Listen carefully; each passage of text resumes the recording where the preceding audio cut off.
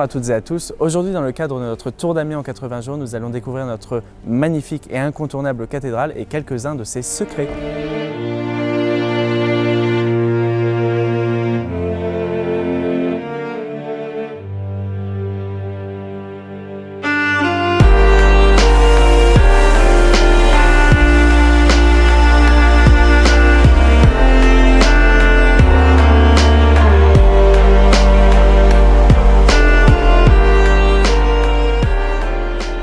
Bonjour, je m'appelle Jacques.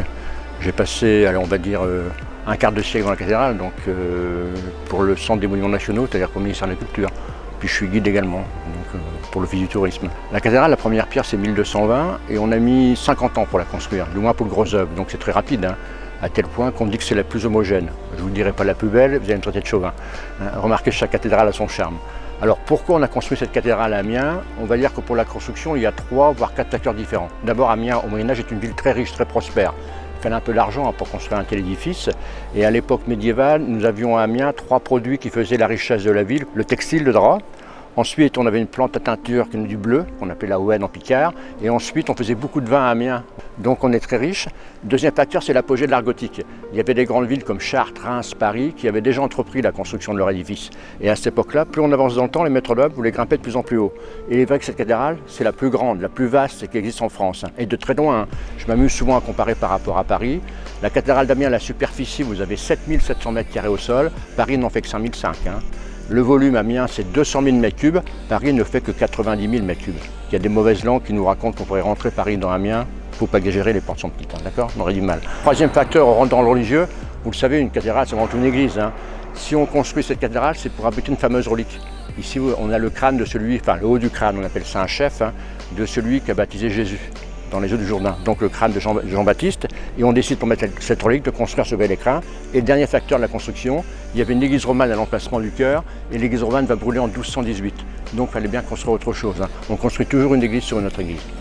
Oui, alors je vous dis cathédrale gothique la plus grande. Allez, quelques dimensions quand même. La longueur totale, il y a 145 mètres. Et ce qui forme la croix latine, le transept, 70 mètres. La hauteur, des quais de voûte jusqu'au pavage, il y a 42 mètres 30.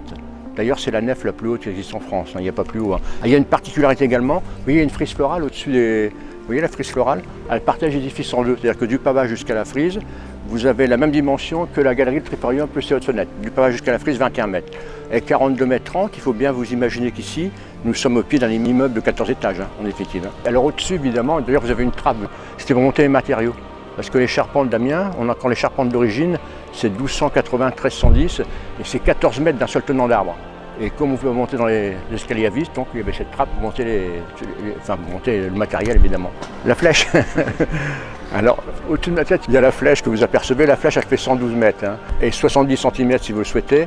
C'est la flèche la plus ancienne de France en bois et en plomb. Elle a été construite de 1529 à 1533. Auparavant, il y avait une autre, elle a brûlé en 1528, et la foudre est tombée dessus.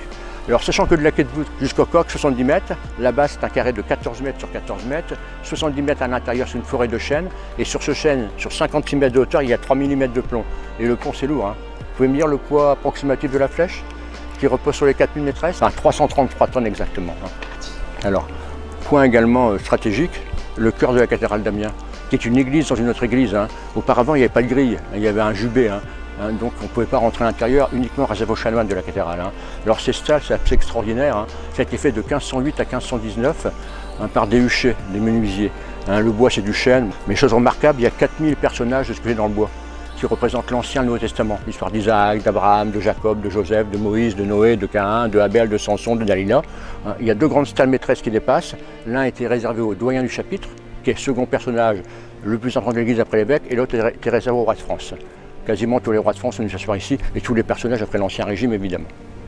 Vous avez remarqué qu'Amiens, dans les grandes cathédrales gothiques, il y a toujours 3 portails, un dédié donc au Christ, à Jésus qu'on appelle Amiens, le beau Dieu d'Amiens.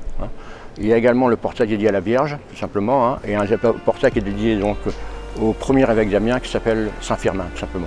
Voilà. D'ailleurs, à Saint-Firmin, il y a une chose remarquable, c'est que dans les médaillons, les 4 feuilles, il y a toutes les signes du zodiaque. Alors venez voir, vous verrez, c'est assez sympa. Alors il y a une chose remarquable, c'est que derrière le chœur, vous avez l'ange pleureur d'Amiens. D'ailleurs, qui a une réputation internationale. C'est souvent les étrangers qui lui montrent toujours l'ange pleureur. Il a fait le tour du monde, cet petit ange. Alors pourquoi? c'est que durant la Première Guerre mondiale, il y a beaucoup de Français qui sont battus dans la région, surtout nos amis alliés qui sont venus ici. Et lorsque ces soldats alliés avaient passé 2-3 mois dans les tranchées ou étaient blessés, ils venaient à Amiens pour se reposer, pour se faire soigner. Et lorsqu'ils venaient à Amiens, vous pensez bien, ils envoyaient toujours une carte postale à leur famille, fiancée ou amie.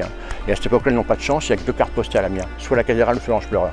C'est pour ça qu'elle fait le tour du monde, qu'elle est au Canada, aux États-Unis, en Afrique du Sud, en Nouvelle-Zélande. Alors vous allez voir, elle est bien grassouillée. Il y a son coude qui repose sur un crâne qui symbolise la mort et sa main repose sur un sablier qui symbolise le temps. Il pleure sur la brièveté de la vie, sur l'écoulement trop rapide du temps. Alors on a un effet d'optique, plus vous allez vous approcher sur lui, plus il va pleurer. Vous irez voir, ça c'est sympa. Voilà. Alors maintenant je vous invite à monter dans les hauteurs de la cathédrale, mais par les parties inaccessibles au public, les petits endroits insolites que personne ne verra, à part vous évidemment. Donc on va faire tout un petit tour, vous allez voir, c'est extraordinaire.